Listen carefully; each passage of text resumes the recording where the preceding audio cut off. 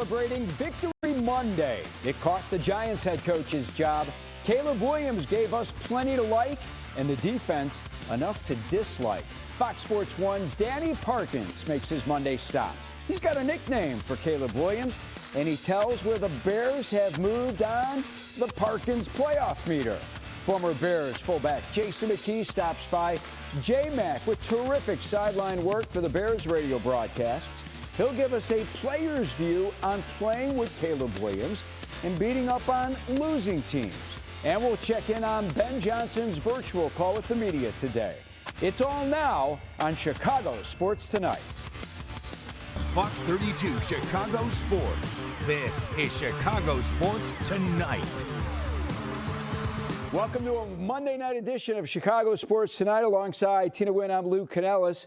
Another Caleb Williams Houdini act, and voila, Brian Daboll is gone. Giants fire their head coach after the Giants lost to the Bears. Daboll, coach of the year back in 2022, is out, and offensive coordinator Mike Kafka takes over as New York's interim head coach. Kafka, by the way, interviewed for the Bears job back in January, former quarterback at Northwestern, grew up on the south side of Chicago, went to St. Rita High School, played for Pat Fitzgerald at Northwestern. He's got a lot of local ties, but let's talk about the Bears. And how do you feel about the win the day after? First off, I feel like all roads lead back to Chicago in some way, shape, or form here. But overall, I feel good. I mean, we've talked about it, right? It's so hard to win on Sundays, right, in the NFL. A win is a win in how they've won these last two games, right? I think, again, Ben Johnson building a tough team, a team that believes in themselves and in their head coach, too. But I mean, there are some flaws on this team right now. The drop passes were an issue, obviously. I love that the penalties, right? They're no longer that much of an issue because for a while that we were talking, it was like beating the same drum, right? The penalties have been an issue. I like that we don't talk about that as much anymore. But Caleb Williams, right? I think Chicago has a quarterback that knows how and can win them games. Which everyone on this roster is growing, and that includes the head coach, as you touched on. Penalties no longer an issue, just 3 penalties yesterday. The Bengals were penalized more yards than the Bears the week before. So Caleb Williams is showing growth. Ben Johnson is showing growth. The team is learning, and I'm hoping that over time the defense will get better as well. I do want fans also to embrace the wins. You know, I heard a lot of fans complaining about the D and saying that the Bears aren't going to win like this once the schedule gets far more difficult, starting with Minnesota next Sunday. Appreciate what the Bears have done so far while not playing their best football. You're right. The defense did not look good against Jackson Dart.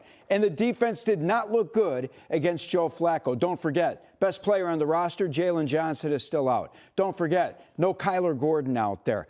But they keep winning. How do you think the fans in Buffalo feel today? All right, Buffalo wins against Kansas City a week ago yesterday and then loses at Miami. How do the Packers fans feel in Green Bay after the Packers laid an egg against the Panthers? Appreciate what the Bears have done so far because it is still a first-year head coach with players learning a new scheme and coaches learning about the talents of their players. And I think so, too, right? We're seeing Caleb Williams and Ben Johnson learn more about each other, right, in the best way that they can work together. Again, 6-3, right? 9 games into the season. Remind you, it's still like it's a lot of newness, right? A new head coach, Caleb Williams, in a new system.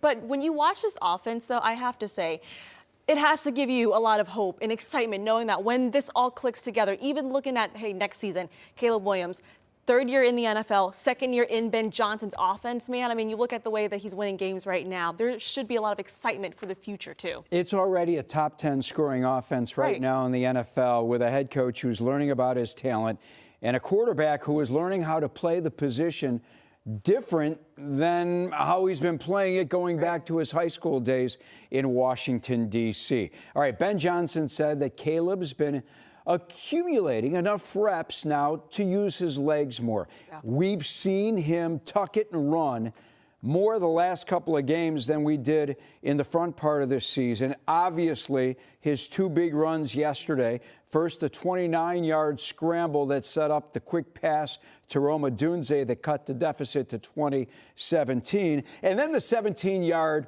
run that put the Bears ahead. Now the Bears have won 6 games, but where does Ben Johnson want to see his team get better? This was Johnson earlier today.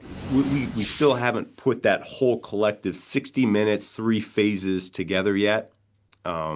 Yet we've seen glimpses of it throughout the season so far. And so I'm happy with the fact that we're winning games and we're finding a way to win games and the guys are believing in what we're doing.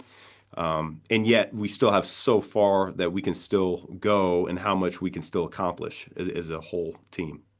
It's still far from a finished product, this Bears team is. But remember, Ben Johnson said his team, and I keep reminding the audience, his team would be playing its best football in the month of December. They're not playing their best football right now. I get it. The teams that they have beaten have a combined record 15-41-1. What's left on the schedule?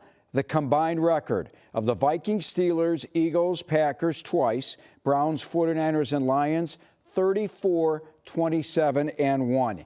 Yes, I agree. The Bears need to get better. How fortunate are they that they have played poorly at points in this early part of the season, first half of the season, and still are 6-3. Out of those final 8 opponents that they have, only 1 team has a losing record. So this is going to be tough. However, can I tell you, I'm so excited for this game on Sunday against the Vikings because, again, the first time they played this team had an 11-point lead, had a meltdown. J.J. McCarthy took over. But from what I've learned about this team so far, though, when Ben Johnson challenges them, right, from the penalties, when he kind of puts it on it, pressures that team a little bit more and gets them to respond, they really, really do respond to him. So, I mean, he's talked about, too, having that killer mentality, right? It'd be great to play games right where we can have not a blowout, but have a good cushion to where we feel comfortable. So, I mean, this game against Minnesota on Sunday is going to be a really good one. It's a payback. It's payback time for the Bears, that's for sure. Coming up next, Danny Parkins from Fox Sports 1 and former Bear and current ESPN 1000 sideline reporter Jason McKie join us as Tina Wynn and Luke Canellis bring you CST Daily on this Monday night. Bears win over the Giants was their largest fourth-quarter comeback since last season's home opener against Tennessee. Welcome back to Chicago Sports Tonight. Luke Canellis, Tina Wynn alongside today. All right, let's bring in Danny Parkins. He's always with us on Mondays following a Bears game. Danny, part of First Things First every day on Fox Sports 1, Monday through Friday. All right, Danny, another Caleb Williams-led comeback. Ben Johnson calls him Houdini. Theo Benedict said, "It's C. Willie time in the fourth quarter." You have a nickname for Caleb Williams yet? He is the one. It's like Neo in the Matrix. Like that. He is the one. You know, it's just like when Morpheus discovers that he was right all along, and like that's kind of how I felt watching that game. It was like, this is what I've been trying to manifest ever since Mitch Trubisky. You know, like the Bears finally have their guy. They have their franchise quarterback. They have the guy that eventually they'll hoist a Lombardi trophy with, that they will win because of, who can win the MVP. He's amazing, man. Like his physical talent is undeniable, and he's improving at the operational stuff week to week to week. And it's really exciting to see where this thing is and where it can go. When you needed Caleb Williams, right, to step up, make those big plays, you don't win that game without Caleb Williams making some of those big plays, especially in the fourth quarter. Some of the guys in the locker room, Kevin Byers, he's got ice in his veins. But I'm curious, Danny, do you think that especially these last 2 games will have some people changing their opinion about Caleb Williams now? Yeah, I mean, I think that in the national talking head space, of which I am now weirdly a part of, you know, people vacillate wherever the wind is blowing at a given moment. So I think people will build them up, and then, you know, things will get rocky and they'll tear them down, and then they'll build them back up again. And that's just kind of the way the game is played. And Caleb really understands that. But I do think, I mean, Caleb Williams just got a head coach fired in the NFL. Yeah. You know, when national networks start putting out playoff projections right now, the Bears are in. You know, so I think wins like that over teams like that with fallout like this is definitely going to get people to change their opinion on him. You and I have talked about Williams needing to be special since he was the first pick in the draft. He was the Heisman Trophy winner back at USC. But he's played only 26 games in his career, Danny, and we need to remind ourselves of that. He actually said in fourth quarter comeback situations, he can actually feel his body just kind of settle down. Should this be happening so early in his career? Yes, I think so. I think I understand what you're saying. But again, we've talked about it. Jaden Daniels was in the NFC Championship game last year as a rookie.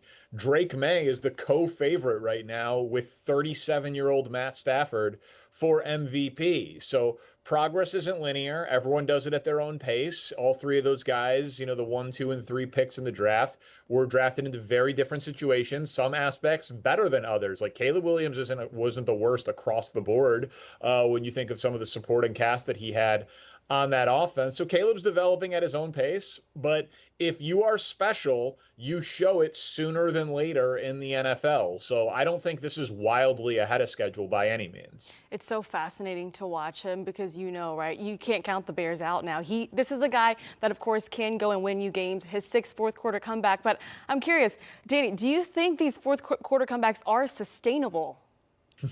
This is not how you want to do it. It'd be nice to score like 30 in the first 3 quarters and then be able to just salt away a victory by handing the ball off and doing like HB dive time and time again. So no, this is not sustainable. And by the way, like I still don't think this is a great team. They're a flawed team. That Caleb is far from a finished product. It's about more than just Caleb Williams.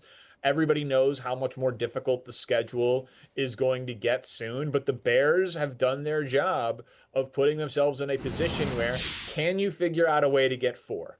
Like, can you figure out a way down the stretch to get 4 more wins, get to the 10, and get in the playoffs? And then we'll see. But I do want to get into the defense because I couldn't help but listen to Sports Talk this morning. I've gotten texts from fans, friends out there who are like, you're not honest out there. The defense was shredded by Jackson Dart. I want to go back in the game because the Giants led 20-10. Man, they had outgained the Bears big time. They had gained, I believe, well over 400 yards on 58 plays, about 7.5 yards a play. So, I mean, they were gashing that Bears D. And I read where Kevin Byard called a meeting of the defense on the sidelines. And after that meeting, Danny, the Giants gained only 7 yards their final 3 drives of the game. I don't care if it was you or I or Tina or Russell Wilson at quarterback. 7 yards on 3 drives when they needed to make the stop. Where is the real Bears defense? Somewhere in between? Tina's got a big arm. I think Tina might be more mobile than Russell Wilson at this point. Like I think it's fair to acknowledge that if Jackson Dart doesn't get a concussion in that spot, the Bears probably lose the game. And to me, that is okay. Like they are not great yet. The defense, I think, has had moments, but Lou, we've talked about this. Like the defense probably was overinflated based on an unsustainable rate of takeaways, right? During that first 4-game winning streak when they had 15 takeaways. Like, that's not sustainable. They're not the 85 Bears. They're not something like that. So I think that it's like no Kyler Gordon, no Jalen Johnson, vulnerable against the run. And they did finish strong. Russell Wilson should not be on an NFL roster anymore, and that was very fortuitous. But we also saw Snoop Huntley hang 30 on them with Baltimore. So I don't think the defense is very good at this point. We're going to keep talking about it every week. Tell Tina and I and our audience, where is the Parkins playoff meter for the Bears right now? Yeah, 50-50. I mean, you know what? And I'll say 51-49, yes. You got to find 4 wins on the schedule, okay? Vikings, Steelers, Browns, and 1 more. That's all you got to do. You got to figure out a way to upset the Packers.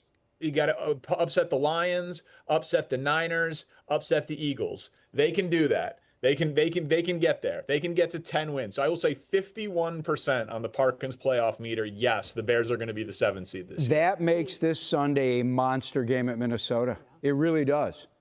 Yeah, and listen, again, it's the NFL. You can win any week, right? The Bears had a 10-game losing streak, and then they won in Lambeau last year in Week 18, and Jordan Love got knocked out of that game after, I think, 12 pass attempts or whatever it was. So, like, you can win on any given, but it's very hard to say they're going to win in Philly on Black Friday. It's very hard to say they're going to win in Lambeau the week after that. Danny Parkins, as always, joins us here on Mondays after the game. Coming up next, we check in with Jason McKie, former Bears fullback, current sideline reporter for ESPN 1000. We'll talk about the Bears' big win and what's ahead. Stay with us here on CST. All right, the Bears believe in themselves, no doubt about it.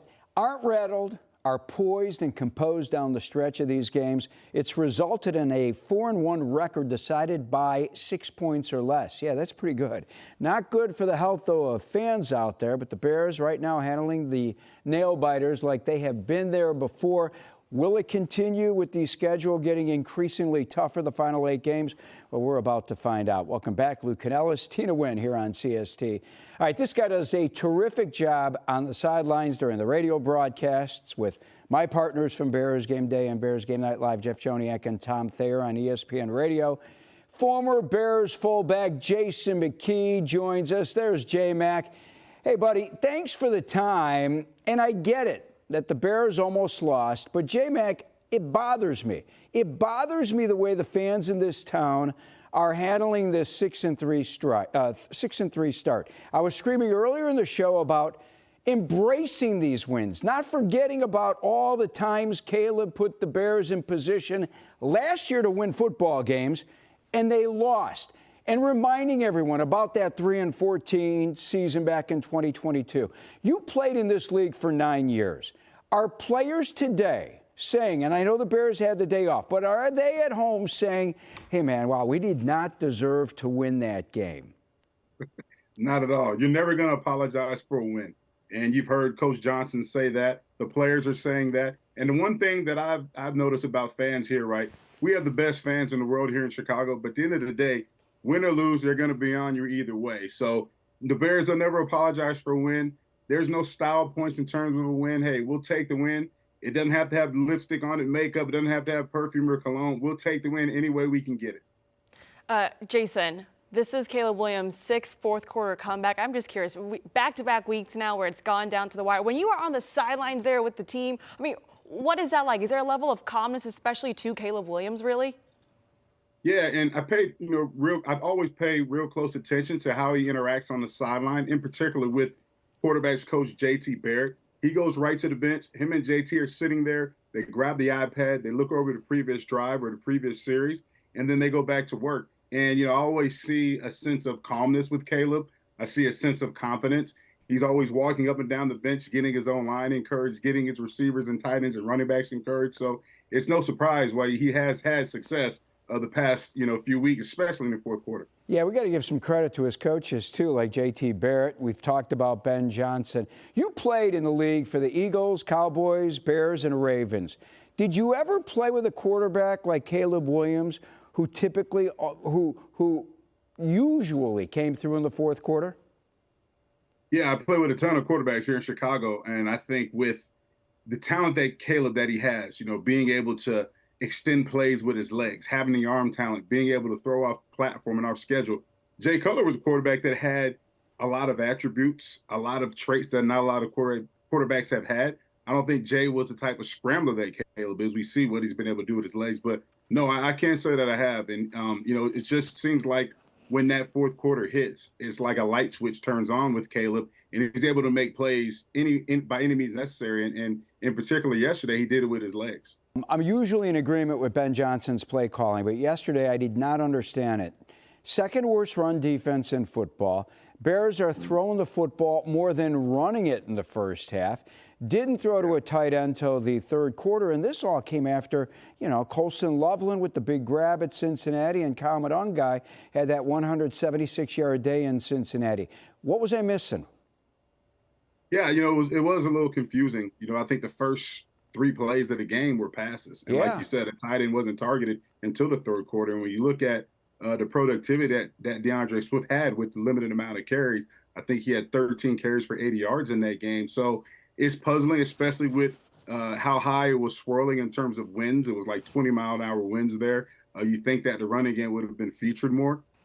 C.J. Gardner, 12th day for the Bears. Put together one heck of a stat line. J-Mac, in 2 games, this guy leads defensive backs in sacks. He's got 3 of them already. I want you to – we're going to play this bite from C.J. Gardner-Johnson in the locker room after the game, and then I'm going to have you a couple of questions to ask you. It's just a blessing to be here. Like I said, I was home for a month and a half, and there it is, and scrutiny. But when you're around a great group of people, a great group of coaches that believe in you, people believe in you, I think all that goes out the window when they can see a person and you come in and just adapt and adjust and, like you said, come in and play right away and make an impact on the team. All right, Jason, two-part question coming off of C.J. Gardner-Johnson. Number one, do you think being home for almost 2 months and out of work humbled this guy? I mean, he was in the Super Bowl last year, had 6 interceptions in the NFL. And number two, can the right locker room of players and coaches, personalities in that locker room, can it actually change a man's personality like C.J. Gardner-Johnson, who instead of being outspoken like he has been throughout his career, comes in and he's quiet listening to the other veterans? Without a doubt. I mean, not being in the NFL, watching each and every Sunday, Monday, or Thursday, whenever the game's taking place, it will humble you. Especially when you're on your way out, you're not getting calls, and you're watching guys who you feel like you have the ability to go out there and perform better than, but you're not actually out there wearing the cleat. So I think, even my interaction with CJ yesterday, interviewing him after the game, the first thing he did was give all praise to the man upstairs that he was actually back in the NFL after a few months. And I think that when you have an elite locker room with a high level in terms of elite character guys in that locker room, yes, that can really rub off on the player, because the coaches aren't around these particular players 24 hours a day. They're around them a lot in the facility, but outside of the facility, they're not really around these players. And the players are around the players, and the players have to uphold the standard and the level of accountability that they want for their particular team. So, CJ even mentioned, speaking to me yesterday, that the guys, welcomed him with open arms, and he's linked on a lot of those guys. And there's a lot of high-level, high-character guys in that locker room. And I think that's, a great spot for CJ to come in and to be embraced by that locker room, but also guys that are going to hold him to a high level of accountability outside of Hallis Hall. Hey, I don't know if the audience understands this, but Jason McKie is the head coach at Carmel High School. He's been on the coaching staff since 2019. I want you to give your players and your fellow coaches at Carmel some love here, J-Mac. I know you guys lost in the second round of the state playoff Saturday to St. Charles, but man, Carmel still had one heck of a year at 8-3, right? Yeah, we did. It's all of us collectively. It's the coaches, the players, it's the community, it's the administration, it's the faculty, it's everybody that really, imparts into our football program. We don't call it a football program. It's truly a football family. Our players care about each other. They're like brothers. Our coaches, we're like brothers, and we got a good support system. So when you have that type of support system and that type of environment, and you have that belief from your players and coaches, well, you have a good season. So we're in a great spot. So, I love where I'm at, and, nothing but love and blessings to the Carmel Catholic community. Hey, man, you and I have known each other a long time back when you were playing with B. Urlacher. Kudos to you. Thanks for working with the kids like you do. Good luck down the road, and you're doing a great job on the sidelines. I was listening to you and Joniak and Thayer on the radio and watching the game. You did a terrific job. Take me into the huddle more when I'm listening, all right? I got you, man. I appreciate you guys, and bear down. All right, J-Mac, Jason McKie joining us here on CST Daily. Also, thanks to Danny Parkins, Tina, for sitting on the show with me today as well, and our entire crew. I'm Lou Cadellis. Thanks for watching. We'll see you tomorrow. See ya.